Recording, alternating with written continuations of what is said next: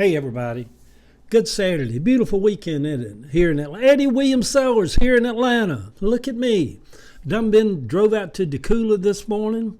Am I saying that right? Decula, Georgia. And back home, went by the grocery store and got me a little stuff to make me making me a little beef stew thing in the crock pot for a Saturday afternoon. Ava is heading out. It's 1:30 now at 2 o'clock over to the Eagle at Ansley Mall over there, and from 2 to 5 or 6 or something, out on films having some kind of beer fest where whatever beer you buy from them during that time, a certain amount of it goes to Out on Film and their programs. Y'all know drinking beer is of the devil, don't you? So, good Lord, my mouth is running. I ain't having a stroke, am I? I shouldn't even joke like that. I rebuke that. But anyhow, y'all do know that drinking beer is of the devil. But every once in a while, cold beer is good. But anyhow, the Morning Post this morning, they not just full of tangents and running down rabbit trails as we get started. It happens, y'all, as you get some years on you. But the Morning Post, I started out by saying CVS yesterday announced they were closing 271 stores across the country. And I don't want to be one of those people who's like, oh, I hate Trump so bad, and every little thing you read in the news, and Trump sucks, and he's messed it up, and the economy's horrible. I don't want the economy to be horrible. I want CVS to be opening 300 more stores, not closing 300 stores. So it ain't that, but y'all, as a business owner, and somebody who's been in Atlanta business for 30 years, and has run other businesses, and knows a lot of business people, there's something that doesn't feel right about the economy right now. It's kind of really weird. Ava's brother, Mike, is an engineer, degreed from Georgia Tech, and he works in Marietta. And as an engineer, he designs different kind of odd parts for Honda. They're tied into Japan, the Marietta office. And he's just like, man, it's just been real slow this year. Just like we're just trying to find new clients. There's just something weird going on in construction. You see a lot of building going on now, but building that would start a year from now, a lot of the big money is just pausing everything and putting holds on it.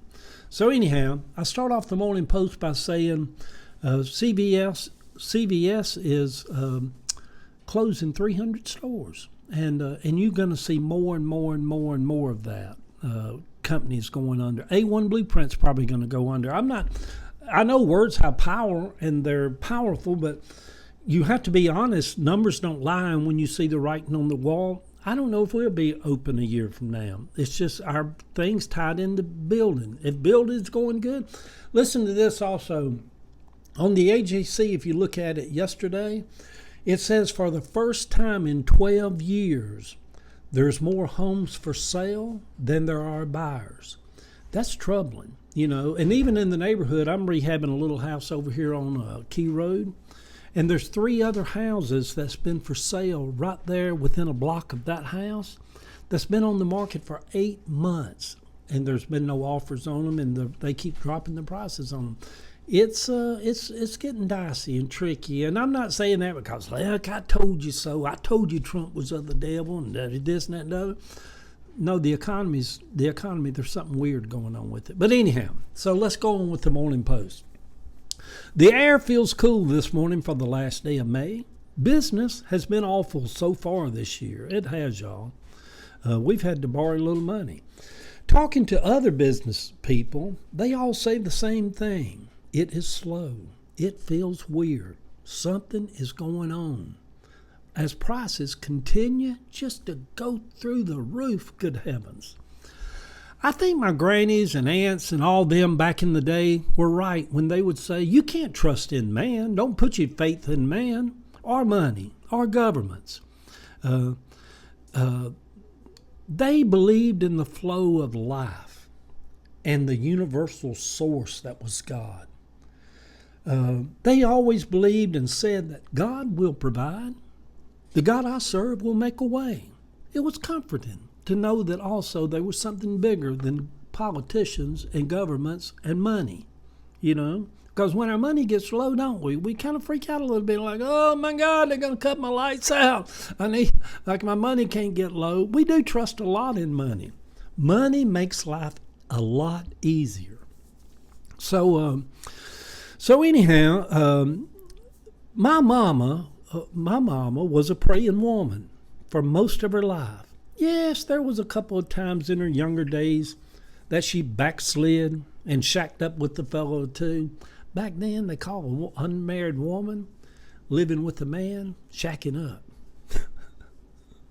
Mama said, well, they can kiss my ass if they don't like it. Maybe that's who I'd take that after too. She, one time I went by and seen her a couple of years after I'd stepped away from the church, and the rumors was that I was gay, and I went by and sat on her porch with her, and she was still pretty religious, and she cut a shot you and pray for you and lay her hands on you and prophesy to you, and she was still hardcore.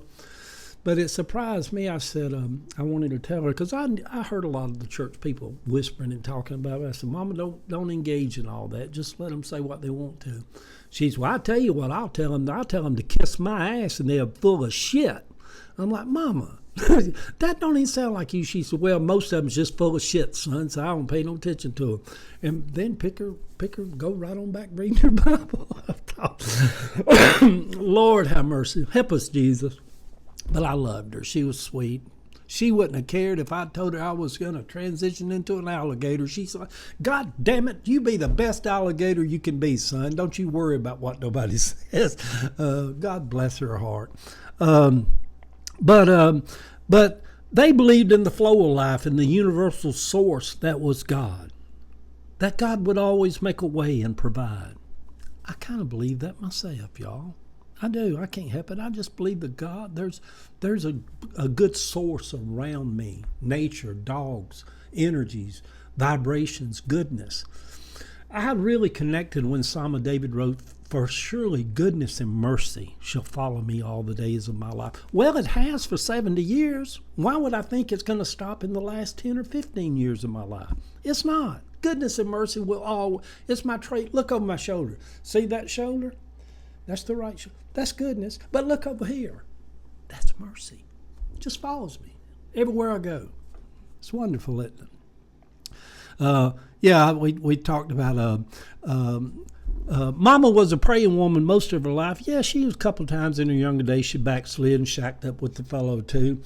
But she always wandered back into the fold.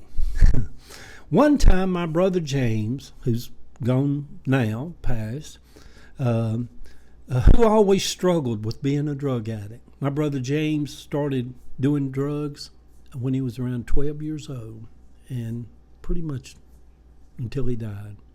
But he was at times on something they called Dilaudid. They'd shoot it up and stuff. Bless it, I loved it. He's so sweet. I loved it so much. Y'all, if y'all have people addicts in your family, don't cut them a little. Good Lord, that's hard. That's so hard to be into that life. But anyhow, I'm gonna run out of time here, y'all. But anyhow, my brother James stole her rent money one month. He went and bought drugs with it and got high. Mama was devastated. She didn't have no way to pay her rent for her house over here on Brent Avenue. And a random stranger came up out of the blue and handed her $200, which was the exact amount of her rent money, and told her, said the Lord had just laid it on his heart to give her that money. Somebody she'd never seen before, never seen after. She swore it was an angel. She said, I've always told you God will provide. Y'all, strange things like that happen all through church years. Who knows? So, but also, she was out of service one night, and an evangelist called her out and told her God had showed him that she had diabetes, and God healed her diabetes that night. So she went for the next 3 or 4 years and didn't take any of her diabetes medicine. Wound up with boils on her leg, and her body so distraught by the time we made her go to the hospital, it was too late for her. Her body had just been ravaged from years of not taking her medicine. So God didn't heal her of diabetes.